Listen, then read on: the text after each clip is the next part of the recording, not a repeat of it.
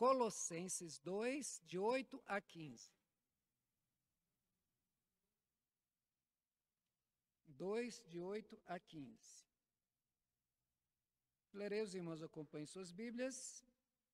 Cuidado que ninguém vos venha enredar com sua filosofia e vãs sutilezas, conforme a tradição dos homens, conforme os rudimentos do mundo e não segundo Cristo. Porquanto nele habita corporamente toda a plenitude da divindade, também nele estáis aperfeiçoados. Ele é o cabeça de todo o principado e potestade.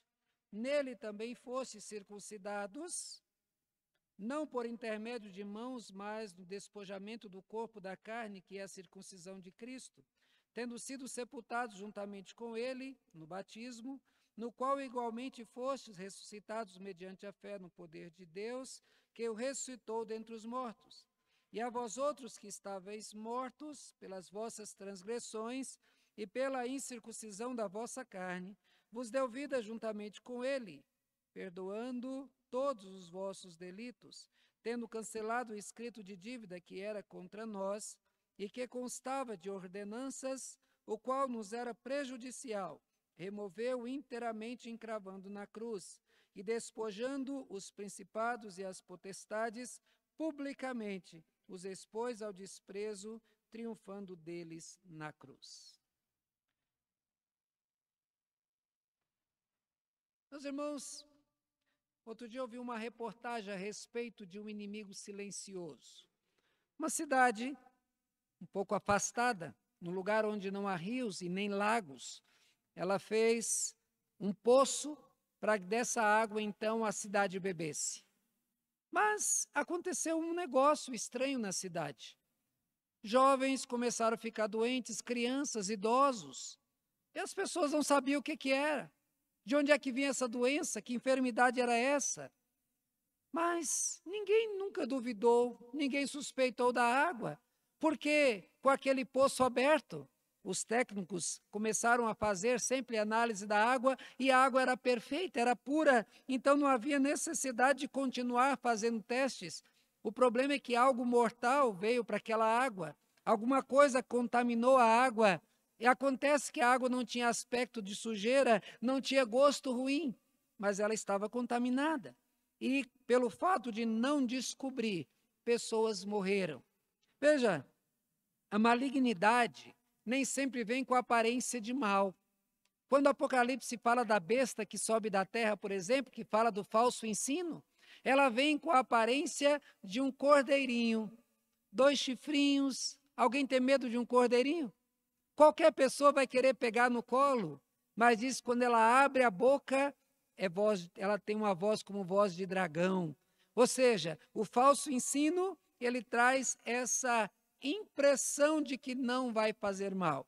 Assim como a água dessa cidade, que não tinha cheiro ruim e nem gosto ruim, mas levou muitas pessoas a morrer e muitas pessoas a ficar doentes. Assim também acontece com inimigos sorrateiros que afetam a igreja. O nosso texto fala de 2 inimigos silenciosos: filosofia e tradições. A palavra filosofia vem da junção de 2 outras: filos, que quer dizer amigo, e sofia, que quer dizer sabedoria. Então, teoricamente, filósofo é aquele que é amigo da sabedoria. Filosofia veio com esse nome lá no passado, quando alguns gregos começaram a questionar a fé e a crença do povo. Antes se dizia que quando tinha um trovão, aquela chuva bem forte, é porque Thor estava brigando, o deus de trovão. Aí os filósofos falaram, não é assim. E aí começaram a descobrir a questão da energia, a questão do barulho do trovão, a questão do raio. E aí, por causa desse pensamento, os filósofos conseguiram muita proeminência. Até hoje, pessoas que param para estudar filosofia estudam o que eles escreveram. Veja, você pode rejeitar a filosofia como modo de dirigir a tua vida. Os chineses, por exemplo, eles têm nas filosofias de Confúcio, tudo que eles vão fazer, eles citam um pensamento de Confúcio. Você pode não gostar de filosofia. No entanto, não tem como você ficar livre da sua influência. ela vem subliminarmente através dos meios da comunicação. Tudo que é falado tem um pensamento filosófico por trás. Há uma filosofia no ar, e quer queira ou não, você vai ser influenciado por ela.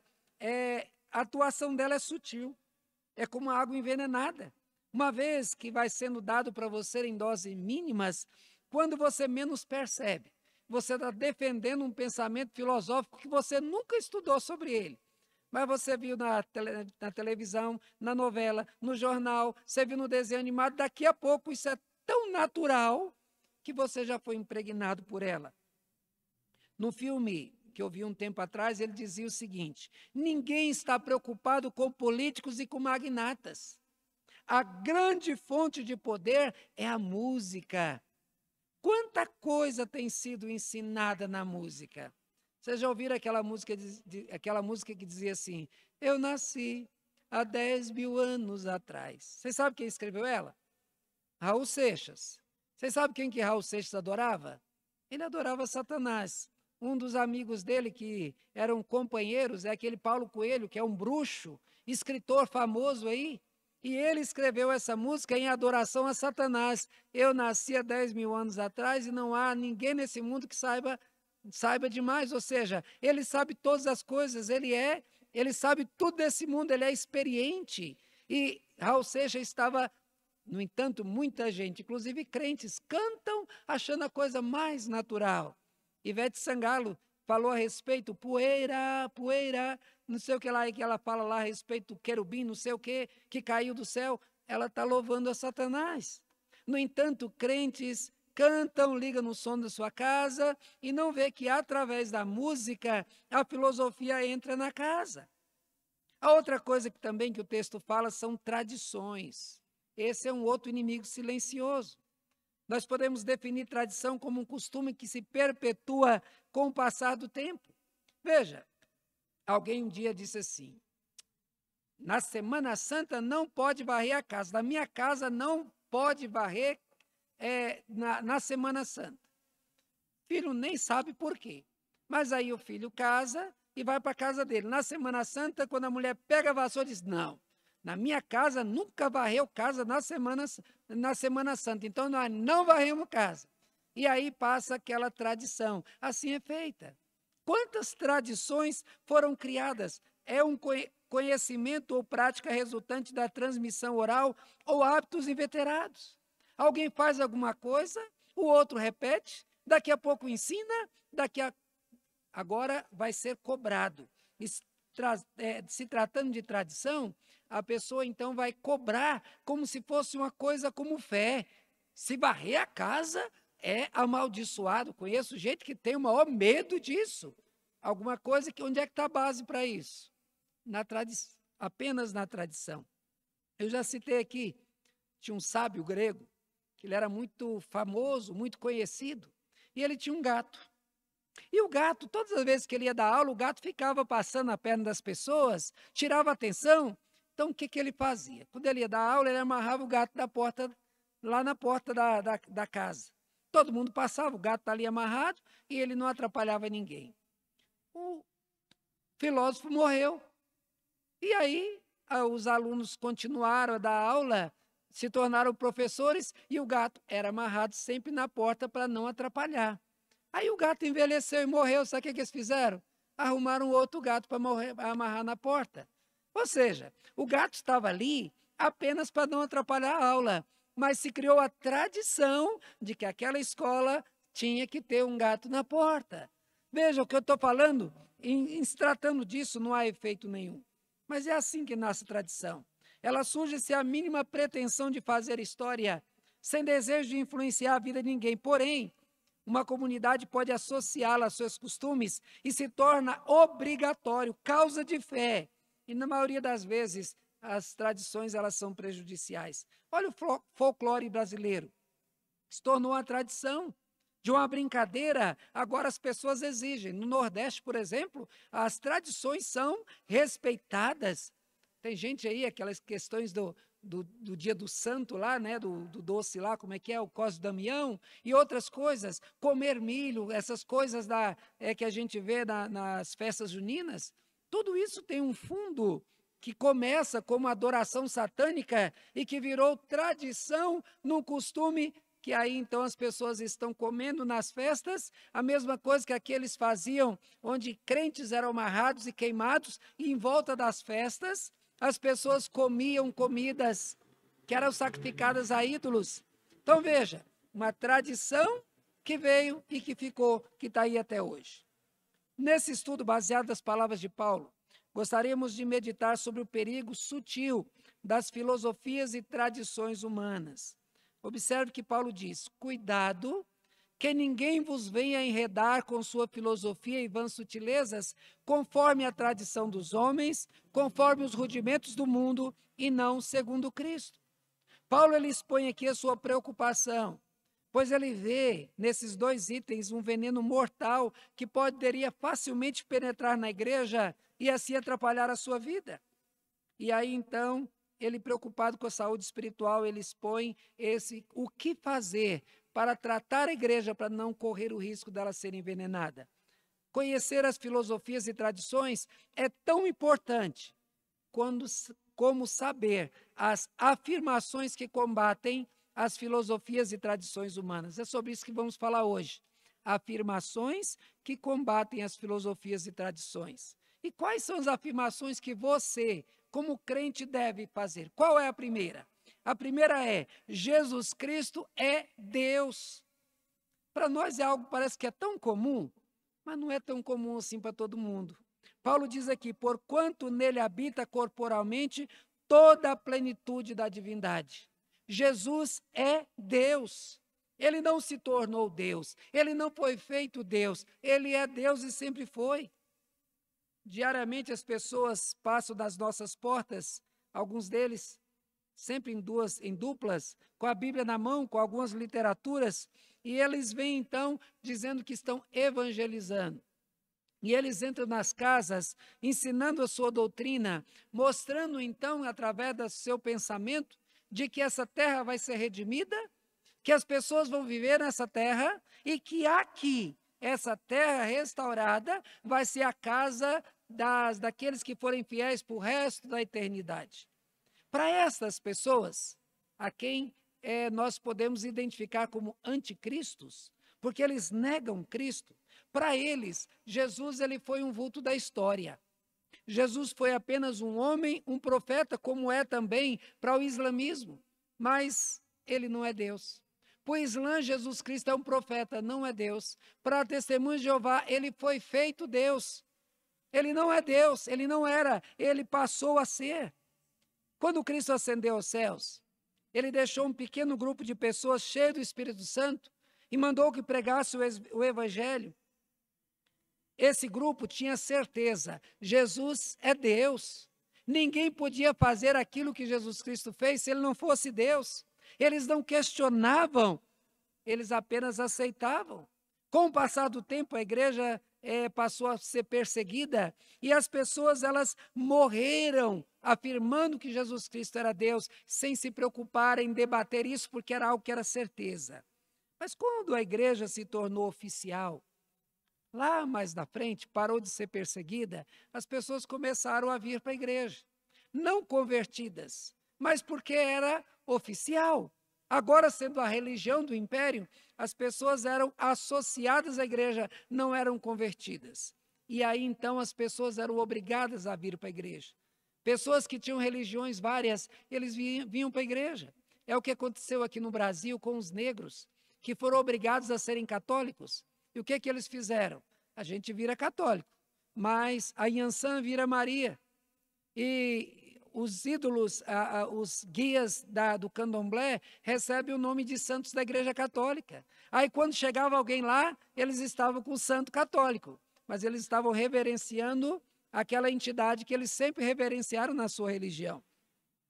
Houve um concílio em 325, que foi convocado pelo imperador Constantino. O resultado dele teve grande influência.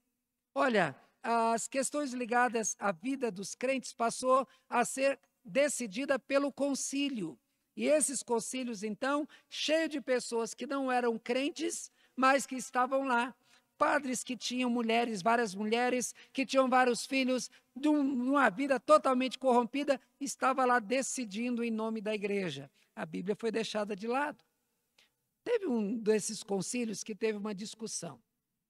Como o povo agora já não tinha conhecido Jesus, eles não tinham a Bíblia, porque ninguém usava a Bíblia, porque a própria igreja prendeu a Bíblia só para ela, porque a Bíblia se tornou um livro perigoso, porque o povo podia questionar as suas atitudes. E aí então veio o questionamento: Jesus é homem ou Jesus é Deus? Nesse questionamento, a igreja chegou à conclusão: Jesus é Deus. Mas para essa pergunta eles fizeram: Maria, o que ela teve foi, o filho de Maria era homem ou era Deus? A afirmação foi o quê? Maria é mãe de Deus. Eles não queriam fazer de Maria uma ídolo, uma santa. Era só para dizer porque o alvo era Cristo. Mas quando a igreja se tornou oficial e vieram pessoas de fora, e eles eram acostumados a fazer reverência aos seus heróis, eles então passaram a procurar na Bíblia nomes que associassem aos seus heróis, como aconteceu aqui no Brasil com os negros, e aí então associaram isso à sua religião. E aí então, como Maria era a mãe de Deus, fizeram dela como a rainha dos céus. Você vai ver lá em Ezequiel, Maria nem tinha nascido há muito tempo atrás, lá no Egito, eles adoravam a rainha dos céus. Você vai ver os católicos cantando a música da rainha dos céus. Ou seja, é a rainha dos céus, o ídolo adorado lá no Egito, que continuou sendo adorado agora de uma maneira diferente. Vejam, meus irmãos, enquanto a igreja creu em Jesus como Deus, ela permaneceu fiel. A igreja deixou de crer em Cristo como Deus, ela decaiu, entrou na escuridão total. As filosofias vieram, as tradições vieram, substituíram o estudo bíblico e acabou então fazendo com que a igreja morresse.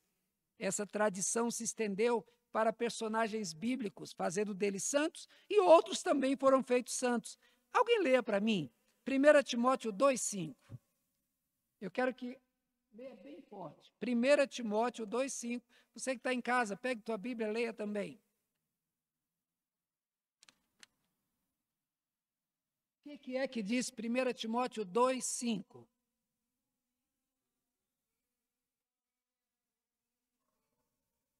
Eu gostaria de ouvir de novo. 1 Timóteo 2,5. Pode ler, Edileuza. Eu vou repetir aqui. Porquanto há um só Deus e um só mediador entre Deus e os homens. Veja, não existe outro mediador. Não existe outro. E o que aconteceu foi que a igreja criou mediadores. Jesus, sendo Deus, ele não precisa de mediadores. Ele não precisa de ajuda de ninguém. Criaram um Jesus tão frágil, tão necessitado de ajuda, porque se não fossem os santos intercedendo, ele não poderia ajudar todo mundo. Não poderia cuidar da igreja, porque agora é muita gente. Por que essa preocupação? Porque Jesus não é Deus. Jesus, para ele, sendo um ser tão fraco, ele deixou de ser quem de fato ele é. Olha, Jesus é Deus absoluto. Ele não precisa de colaboradores. A única forma de combater a idolatria é reafirmar Jesus Cristo é Deus. Ele não precisa da ajuda de ninguém. Em Isaías 9, 6 e 7, diz o seguinte: o seu nome será maravilhoso, conselheiro, Deus forte, Pai da eternidade, príncipe da paz. Entre os atributos do Messias está o de ser Deus forte e Pai da eternidade. Somente quem é eterno pode ser o Pai da eternidade. Jesus Cristo não foi feito Deus, ele já era Deus. Também no capítulo 40, versículos 3 e 9, diz: endireitai o ermo, vereda a nosso Deus. Eis aí está o vosso Deus. Essa profecia a respeito de João Batista. Veja, prepare o caminho para Deus vir. E o Deus que vinha era Jesus. Na conversa com a mulher samaritana, Jesus diz claramente para ela: eu sou, eu que falo contigo. E quando diz eu sou, é o Iavé, é o que Deus disse lá para Moisés, quando perguntarem quem me falou, quem me enviou, quem dirá? Vai lá e diz que eu sou mandou. Jesus Cristo vem aqui para a mulher samaritana e diz, eu sou sou eu quem falo convosco, lá em João 4, versículo 26. Em João 14, 8 a 9, Jesus responde ao questionamento de Filipe. Replicou-lhe Filipe, Senhor, mostra-nos o Pai, isso nos basta. E disse-lhe Jesus, Filipe, há tanto tempo eu estou convosco e não me tens conhecido? Quem me vê a mim, vê o Pai. Como dizes tu, mostra-nos o Pai? Ele diz, eu e o Pai somos um. Quem me vê a mim, vê o Pai. Logo Jesus, ele diz, e agora glorifica-me contigo mesmo, com a glória que eu tive junto de ti, antes que houvesse mundo. Jesus, lá em João 17, 5, diz, antes que houvesse mundo, eu já era Deus. João 1 diz claramente essa verdade. Esse texto é a base da defesa da divindade de Jesus. Lá em Romanos 9, 5 diz, deles são patriarcas e também deles descende o Cristo, segundo a carne. Cristo, que é sobre todos, Deus bendito para todos sempre. Amém. Cristo, que é Deus. Judas confirma isso ao chamá-lo de o único soberano e Senhor Jesus Cristo. Quem é soberano é aquele que manda, aquele que é Senhor. Fechando a sequência de texto, Apocalipse 1:8 diz, eu sou o alfa e o ômega, diz o Senhor Deus, aquele que é, que era e que há de vir, o Todo-Poderoso. Quem é que virá? Não é Jesus? Esse Jesus é o Todo-Poderoso, é Deus. Então você, crente, talvez você não se preocupe em gravar esse texto, mas você vai receber na sua casa, qualquer dia desses, um testemunho de Jeová. E eles precisam de pessoas preparadas para dizer para eles, o Jesus que nós servimos é Deus, e vocês terão que aceitar isso. E Jesus disse, o meu reino não é desse mundo, então essa terra não vai ser restaurada para vivermos nessa terra. Cristão não tenha medo de afirmar essa verdade. Por isso que Paulo diz, porquanto nele habita corporalmente toda a plenitude da divindade. Jesus é absolutamente Deus. Mas a segunda afirmação que você, crente, tem que ter para se proteger de filosofias e tradições que os homens inventam é a afirmação de que a salvação só é possível em Jesus Cristo. Uma das bases da reforma é sola Christus, ou seja, é somente através de Cristo. Vai dizer que você nunca ouviu ou nunca foi tentado a dizer, mas aquela pessoa merece a bênção. Você já pensou, já ouviu isso, não já? Já viu gente, até você mesmo foi tentado a achar, gente, vamos fazer para aquela pessoa, ela merece. Ela talvez mereça um favor teu, mas de Deus não merece favor nenhum. Mas nós temos, esse é o risco, de achar que as pessoas terão da parte de Deus alguma coisa porque merecem. Acontece que o salário do pecado é a morte. E todos nós pecamos, então o que nós merecemos? A morte. Tudo que vem da parte de Deus é nos dado por causa de Cristo. Como Paulo diz em Efésios, no capítulo 1, que nós somos abençoados com toda sorte de bênçãos espirituais em Cristo. É isso que nós estamos falando aqui. A salvação só é possível através de Jesus Cristo. Paulo diz, também nele fostes aperfeiçoados. Ele é o cabeça de todo o principado e potestade. Nele fostes circuncidados, não por intermédio de mãos, mas no despojamento da carne, que é a circuncisão de Cristo, tendo sepultado juntamente com ele no batismo, no qual igualmente fostes ressuscitados mediante a fé, no poder de Deus que ressuscitou dentre os mortos. Nossa atual época é de tolerância religiosa. Convivemos com pessoas diferentes, de segmentos religiosos diferentes, e não se pode falar muito de religião, porque as pessoas estão cheias de medos, de dedos, e agora está um negócio aí de perseguição religiosa, que se você falar algumas verdades, logo você pode ser processado. A filosofia atual, ela nega absolutos, dizendo o seguinte, ninguém precisa de pressa. Depende de que lado da porta do banheiro você está. Quanto tempo é um minuto? Então, depende do lado da porta do banheiro que você está. Se você estiver do lado de fora apertado, então, a questão do tempo, segundo eles, não há verdade, há observação diferente. Mostra esse livro para alguém, a pessoa vai dizer, é um livro. Mas se perguntar para o crente, ele vai dizer, é a Bíblia, é a palavra de Deus. Aí vai dizer, está vendo? Não existe absoluto. Porque um diz que é a palavra de Deus, outro diz que é só um livro. Mas acontece que a Bíblia é o que ela é. Se você mostrar para o analfabeto, ele vai pegar e dizer, tem um monte de letrinha aqui, mas o que é? Não sei. Então, veja, a verdade pode ter vários ângulos, mas ela sempre vai mostrar, ela sempre será a verdade. Veja, se acontecer um acidente e tem um médico passando ali e diz assim, pergunta para ele, o que aconteceu? O médico vai dizer, houve um acidente, a pessoa bateu a cabeça, teve um traumatismo craniano, quebrou uma perna, quebrou um braço. Aí vai perguntar para o mecânico, o que aconteceu? O mecânico diz, olha, bateu feio, arrebentou o motor do carro, estragou a lataria. Se perguntar para a mãe, o que aconteceu? Uma mãe vai passar essa noite chorando, porque tinha ali um filho de uma mãe que está ali chorando. Não é a mesma verdade? Não é o mesmo acidente? Pode ser visto de maneiras diferentes, porque o médico vai observar a questão da saúde, o mecânico, o lanterneiro vai olhar a questão do carro, a mãe vai olhar a questão de família, mas a verdade é uma, houve um acidente, tem uma pessoa ferida. Essa verdade é absoluta, e a verdade a respeito de Cristo é absoluta.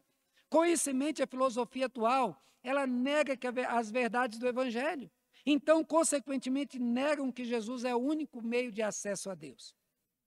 É claro que nós não podemos negar que existem vários ângulos, mas nós devemos afirmar a verdade. É Ele quem Ele de fato é, e isso não vai mudar nunca. Numa conversa com uma amiga um tempo atrás, e ele tem esses ismos aí que ele defende, nós começamos a conversar e concordávamos. Falávamos a respeito da honestidade, o homem tem que ser honesto. Sim, o homem tem que ser honesto. O homem tem que cuidar bem do próximo, o homem tem que amar o próximo. Mas aí ele foi e soltou aquela velha máxima, todos os caminhos levam a Deus. Aí eu disse, não, eu não posso concordar com isso, porque Deus mora nos céus. E Ele fez os céus para aqueles que são dele. E Ele só vai abrir as portas para aqueles que passarem através de Jesus. Todos os caminhos não levam a Deus. Jesus Cristo diz, eu sou o caminho. Ele não disse um caminho. Ele é o único caminho. Claro que essa conversa acabou ele levantando e indo embora. Por quê? Porque eu discordei dele. Mas não tinha como aceitar, e nós, crentes, quando defendermos essa verdade, nós vamos ser taxados por um monte de coisa. Você é prepotente, você é arrogante, não pode ser assim, você tem que ser tolerante. Não. Na questão de salvação, não importa se somos tolerantes. Se você negar essa verdade, você vai estar condenando alguém, porque se ele achar que ele está certo no caminho errado, ele não vai chegar no lugar certo. É a mesma coisa se alguém perguntar assim, moço, como é que eu faço para chegar na BR? Aí você vai dizer, você pega aqui, você vai lá para cima, ele vai chegar na BR? Tem que chegar para aí, você tem que ir reto aqui, a BR está lá na ponta. Se você, mas eu acho que tem que ir por aqui, você pode ir por aqui, mas você não vai chegar na BR. Você vai chegar por outro caminho, mas não vai chegar lá. Olha, nós temos que deixar firme essa afirmação. No Salmo 49, versículos 7 e 8 diz, ao irmão, verdadeiramente ninguém pode remir, nem pagar por ele a Deus o seu resgate, pois a redenção da alma deles é caríssima e cessará a tentativa para sempre. O salmista diz, ninguém pode salvar ninguém, e nem salvar a si mesmo. No Salmo 37, versículo 39 diz, vem do Senhor a salvação dos justos, Ele é a sua fortaleza no dia da tribulação. A salvação vem de Deus, não vem do homem. Não é o homem que diz, eu quero me salvar. É Deus que salva o homem. Salmo 52, 7 diz, de Deus dependem a minha salvação e a minha glória. Estão em Deus a minha força, estão em Deus a minha forte rocha e o meu refúgio. Depende de Deus a minha salvação. Lá em Atos 16, verso 17 diz, estes homens E quem disse isso foi um demônio que estava sobre uma jovem. E ele falou essas coisas para confundir as pessoas e diz: estes homens são servos do Deus Altíssimo, e eles vos anunciam o caminho da salvação. Quem disse isso foi o demônio. Mas ele disse uma verdade. É mentira porque foi o demônio que disse? Não, porque verdade é verdade mesmo na boca de um demônio. Com o intuito de atrapalhar, ele falou a verdade. Lá em João 14,6, Jesus declara: eu sou o caminho, eu sou a verdade, eu sou a vida, ninguém vai ao Pai senão por mim. O Salvador disse que era o único caminho, ele é. A vã filosofia é combatida com a verdade, de que somente Jesus é o Salvador. Aquelas pessoas que querem se salvar por mérito, porque é honesto. Oh, mas aquela pessoa é tão honesta, aquela pessoa deve ser salva, ela é tão boazinha. Não importa se é boazinha. Não importa se é fiel ao marido, não importa se é honesto, se não tiver Cristo como Salvador, não vai para os céus. Ah, mas o meu pai é assim, se não tiver Cristo não vai para o céu. Ah, mas o meu filho é bom, se não tiver Cristo não vai para os céus. Sem Cristo não há entrada nos céus. Esta é a verdade que nós devemos ensinar, porque senão daqui a pouco nós vamos ensinar, como a Igreja Católica mesmo diz, que acha que criança é inocente, e diz, não, se a criança morrer antes dos 7 anos, ela vai para o céu. Por quê? Porque ela é inocente. Mas a Bíblia, no Salmo 58:3, diz que o ímpio afasta de Deus da concepção. A Bíblia diz, não há justo nenhum sequer. Quando lá em Canaã as pessoas entraram, diz, destrua todos, homens, mulheres, crianças. Deus não poupou ninguém, porque uma cobra, quando é cobra, mesmo que é pequenininha, ela já é cobra e tem veneno. A malignidade está no ser humano e não na idade do ser humano. A vã filosofia é combatida então com a verdade. Somos selados em Cristo como propriedades de Deus e nele nós seremos salvos. A terceira afirmação que temos que ter sempre conosco é: o preço pela salvação foi pago totalmente por Jesus na cruz. Paulo diz assim: e a vós outros que estáveis mortos pelas vossas transgressões e pela incircuncisão da vossa carne, vos deu vida juntamente com ele, perdoando todos os nossos delitos, tendo cancelado o escrito de dívida que era contra nós, que constava de ordenanças da qual era prejudicial, removeu inteiramente, encravando na cruz. Qual o pecado que resta para ser perdoado? Nenhum. O que você tem que fazer para ser perdoado? É crer em Cristo e buscar o perdão nele.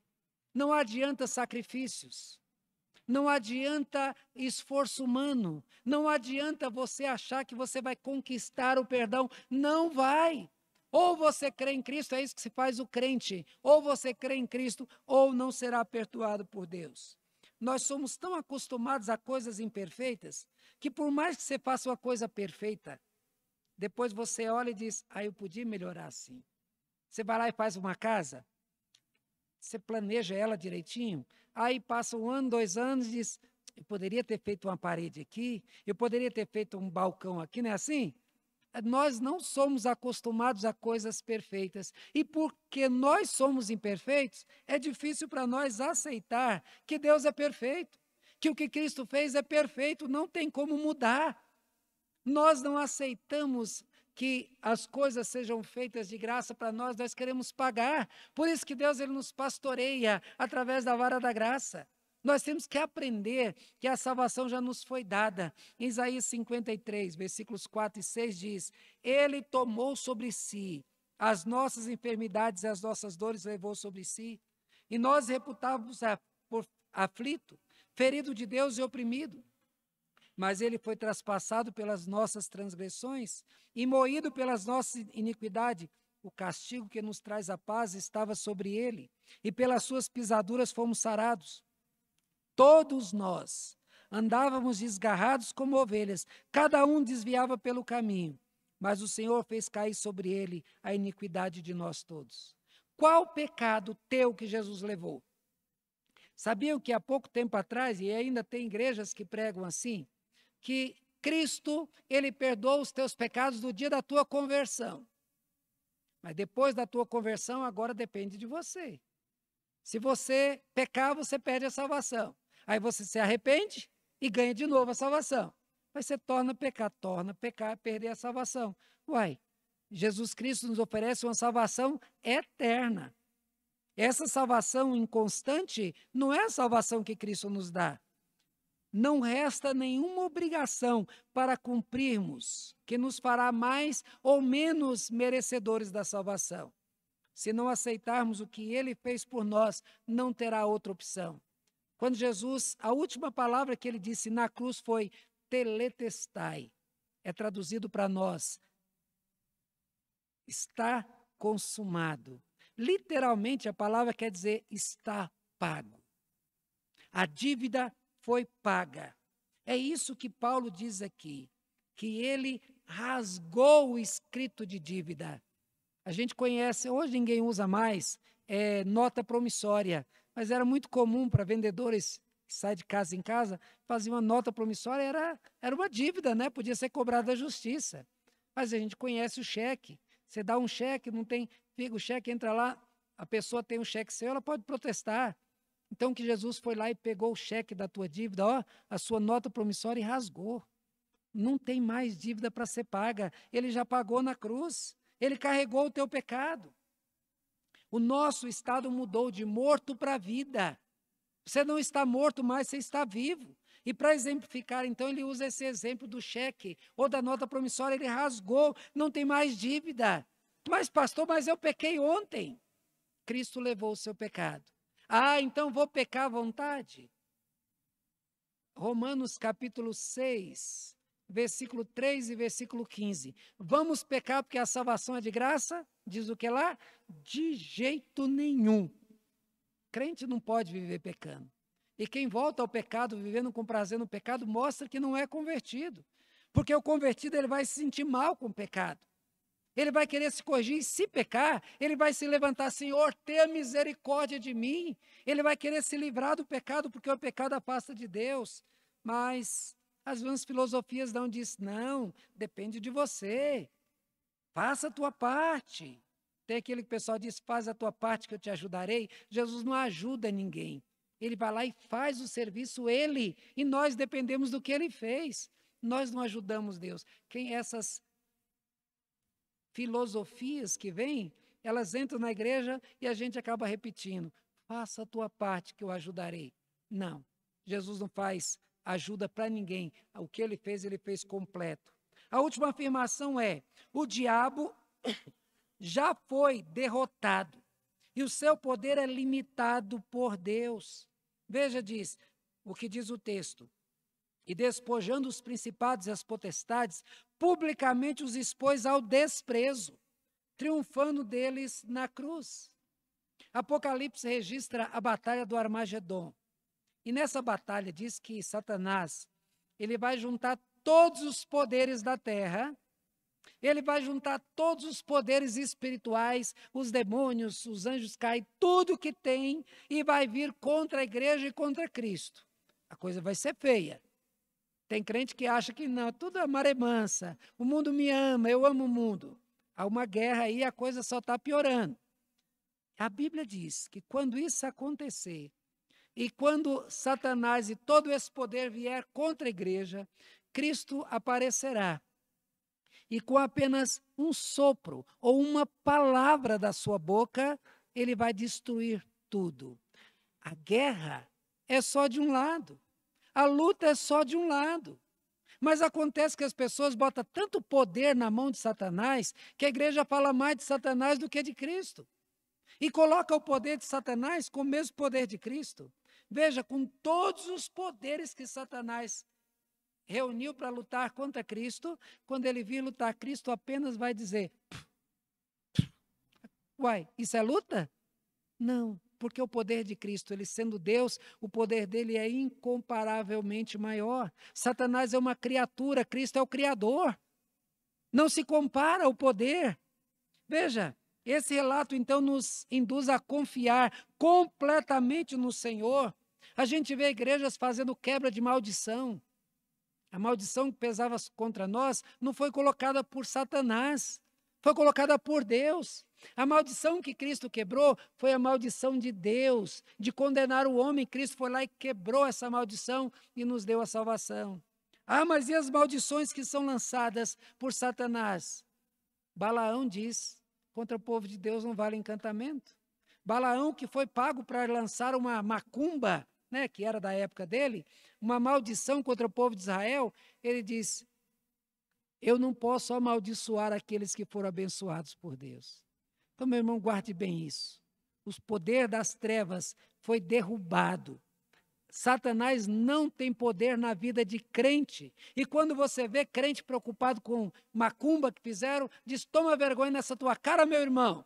A quem você serve? Você serve ao Cristo, que é o Deus verdadeiro. E você acha o quê? Que aquele, a Bíblia diz, lá em João, aquele que é guardado pelo poder de Deus, o diabo nem toca. Então, se o diabo não toca, como é que ele vai afetar? Aí tá, Paulo dá uma explicação. Diz que Satanás é príncipe desse mundo sobre os filhos da desobediência. Se um crente resolve andar em desobediência, viver no pecado, viver fazendo as coisas erradas, ele vai sofrer as consequências como aqueles que são filhos da desobediência. Eles vão sofrer prejuízos como o pai deixou o filho pródigo embora. O filho pródigo chegou ao ponto que nem poder comer lavagem, ele não podia. Quando ele voltou para o pai estava lá esperando. O pai o recebeu, mas não deixou ele, tirou ele de passar por aquela vergonha. Quer o dinheiro? Vai, filho. Quer se perder? Vai. Mas você vai sofrer. Então, veja, irmãos, lá em João 5,18, a Bíblia nos diz que quem é guardado por Deus, o diabo não toca, como eu acabei de citar. Pedro vai dizer, o diabo, nosso adversário, ele anda ao derredor rugindo como leão, desejando alguém para tragar. Ele, de fato, tem poder, mas o poder dele não se compara ao poder de Deus. Estando em Cristo, em fidelidade, não há razão nenhuma para ter medo. Não há razão para ter medo de coisa nenhuma. E veja que o culto de libertação que a igreja pode promover é a pregação do Evangelho. É o verdadeiro culto de quebra de maldição, porque quando a pessoa se converter, todas as maldições sobre ele foram quebradas. Paulo diz, despojando os principados e as potestades, publicamente os expôs ao desprezo, triunfando deles na cruz. Eu estava no seminário ainda, e um colega meu estava no seminário junto comigo. E o irmão dele era líder num centro de macumba, junto com uma mulher lá. E ele estava contando que naquela semana, uma senhorinha estava no cemitério, e o irmão dele estava lá com a outra chefe lá do centro de macumba, estava lá no enterro de uma pessoa. E eles estavam lá fazendo aqueles bater dos tambor, aquelas coisas dele lá em volta, e passou uma senhorinha que era crente. Uma senhora simplesinha, que não tinha, ninguém dava nada por ela. E realmente nós não precisamos ter nada para ninguém colocar poder em nós. Mas aquela mulherzinha levantou a mão e clamou pelo nome de Jesus. Fato real acontecido aqui no cemitério da Asa Sul. E aí, então, diz que caiu como se fosse um raio no meio deles. E cerca de 20 pessoas que estavam lá, todos eles caíram e foram levados para o hospital. E quando o meu amigo, que era lá colega do seminário, contou, diz que o irmão dele ainda estava internado e vários das pessoas estavam lá. Uma crente clamou pelo sangue de Cristo. E aquela quantidade de gente que estava lá louvando a Satanás, elas foram todas parar no hospital. Crente que confia no Senhor, ele tem o poder de Deus, ele representa Cristo. Por isso que Satanás foi despojado da sua honra. Porque se uma crente desonra Satanás, por isso Satanás tem raiva da reunião de oração da igreja, porque crente que ora é forte, crente que ora não é medroso. Satanás tem medo da oração do crente, tem medo do crente que tem comunhão com Deus, porque ele não pode enfrentar. Porque quando o crente está unido a Cristo e o crente enfrenta Satanás, quando Satanás olha para o crente, ele não vê o crente, ele vê Cristo. O crente é o espelho que reflete a glória de Deus. Ele traz o bom perfume de Cristo. Meus irmãos, o texto deixa claro que Satanás já foi humilhado. Ele não será vencido, ele já foi vencido. Tem muito crente amarrando Satanás aí perto dele. Não amarra, não, manda embora. Tira para longe. O inimigo não poderá fazer contra o crente aquilo que Deus não permitir. Lembra da história de Jó? Faz isso e isso ele fez. Faz só isso e isso. Faz só isso e isso. Chegou, acabou. e Deus foi lá e deu tudo de volta em dobro do que tinha. Ou seja, o diabo já foi derrotado, ele foi limitado. Se todos os cristãos estiverem firmados nessa verdade, mesmo que o inimigo traga tempestade sobre a sua vida, quando os falsos mestres vierem tentando imputar mais poder ao inimigo do que ele tem, e desejar fazer que fiquem com medo do inimigo, os crentes dirão: maior é o que está conosco do que aquele que está no mundo. Então devemos ter essas afirmações claras. Afirmações que combatem as filosofias e as tradições. Quais são? Jesus Cristo é Deus. Jesus Cristo é o Salvador. A salvação só é possível em Jesus. O preço pela salvação foi totalmente pago lá na cruz. E, por final, o diabo já foi derrotado. O seu poder é limitado, ele não pode fazer nada na vida de um crente que Deus não permitir. Todas as tradições que fazem parte da igreja e que lhes são prejudiciais, elas entraram pela porta da igreja. E os crentes abraçaram, vieram, acharam legal. Teve um tempo atrás, o pessoal começou a fazer fogueira para queimar pecado. Não sei se vocês se lembram disso. Eu mesmo participei de um culto uma vez, o pastor foi lá, os irmãos escrevem seus pecados no papel, e agora vamos lá, todo mundo. Agora joga o pecado no fogo. Ó, subiu para o céu. É assim que a gente faz com o pecado? Não, a gente confessa o pecado para Deus, não escreve em papelzinho e joga no fogo. Fogo não pode queimar pecado. Mas o pecado é perdoado em Cristo. É dependendo de Cristo que nós somos perdoados. Vimos também que filosofias têm minado a fé de muitos. É muito fácil enganar crentes, porque a maioria dos crentes são crédulos. Acreditam em tudo e são pouco questionadores. A igreja de Bereia, quando Paulo pregava, eles iam lá, ó, deixa eu ver se o que ele está falando de acordo com a verdade. Se os crentes fossem menos crédulos e mais questionadores, quando essas pessoas estão dizendo aí, estão profetizando o nome de Deus, eles mandavam calar a boca, dizer, falso profeta, cale tua boca. Mas com essas filosofias vão entrando e vão ficando e assim destruindo a igreja. Devemos pensar mais, meditar mais e confirmar mais na palavra tudo o que nós ouvimos, pois se assim fizermos, estaremos protegidos desses inimigos. Toda filosofia e tradição benéfica que a igreja precisa, ela vai surgir de estudo da palavra de Deus. Que Deus te proteja de todo esse mal, que filosofias e tradições não venham para destruir a minha vida e nem a tua vida. Deus tem misericórdia de nós. Amém?